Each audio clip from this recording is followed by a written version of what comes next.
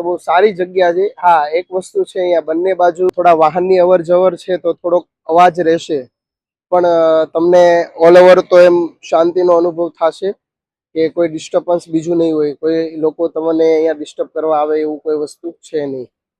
તો એક સારી વસ્તુ છે. એકદમ એની બાજુમાં અહીંયાથી તમે જોઈ શકો છો, ગુલ્ફ રમવા માટે તમે જઈ શકો છો. તો અહીંયા ગુલ્ફનું પણ ગ્રાઉન્ડ છે, મારા ખ્યાલ પ્રમાણે આ જ છે.